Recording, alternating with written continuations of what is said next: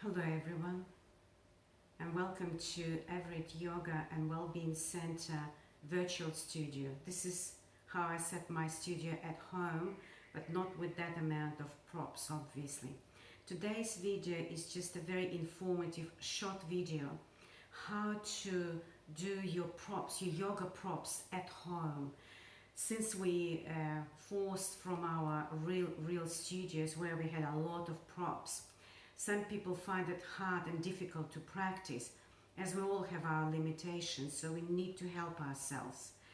Maybe there are plenty of videos now how to do the props, but this is just my 5 cents. So let's start from the one that's really helpful and useful and important is the bolster. So this is the bolster we have at the studio, and we use them very often to prop ourselves into a sitting position. So what I did, I grabbed 3 of the beach towels and neatly spread them 3 folds, and then roll them up really nicely without any creases and secure them with the elastic band. So now if you think it's very difficult for you to sit on the floor, then you can just grab that one and sit on this instead of the bolster. So I'll show you how you can sit on that instead of the bolster. It's really nice, really easy, so you can then relax your knees and make sure your back is straight. It's really useful for any practices, and they will be particularly useful for the restorative practice, and I'll talk about it a little bit later. So this is in terms of the bolster. Now some people have difficulties when they bend forward, or if they have a very sore wrist. At the studio we have blocks. They're really useful. We've got plenty of them. And so what can we do instead of those blocks? So I came across with many different things that you can use.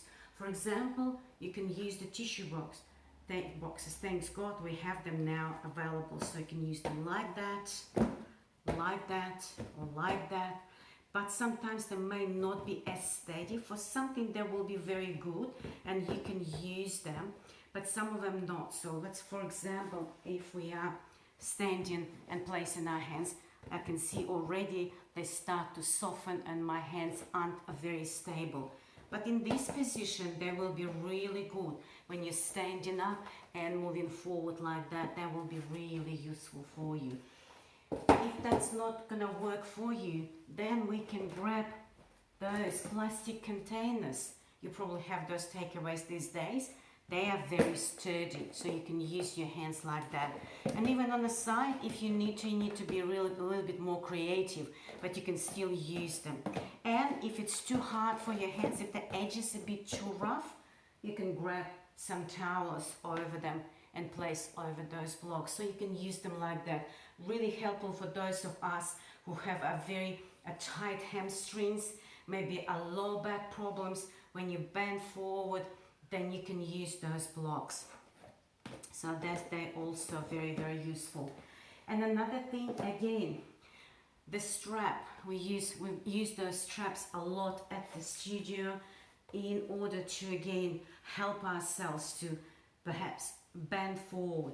So we use those straps and place it over one leg. For example, if you are not able to reach for that foot, you use the strap and hold it. So you don't have to buy them, particularly these days. You can have a soft belt. So I've got that belt at home and put it over like that. You don't have a soft belt, you've got the scarf. So a little scarf, you can do it in half, put it over your foot like that. It's really good in order to help yourself to bend over that leg and have fun during yoga practice rather than struggle. And also we have an eye peeler. They are very good, particularly for the morning practices. When you do Shavasana, relaxation pose, we put those over our eyes. You don't have to have them at home. You can just again have a little small towel and put it over your eyes like that, and use it. And obviously you do have some throws or blankets at home to cover yourself in the practice in Shavasana. And now let's talk about a little bit for the restorative practice, because during restorative practice we use a lot of props, and we sometimes lie down on the floor like that.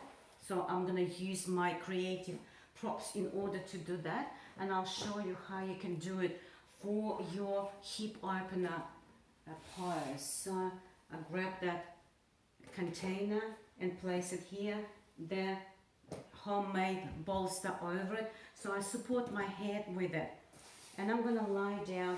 And also I have a very thick pillows. What I did with them, they are the two cushions inside of one pillowcase. That's why they feel so bulky.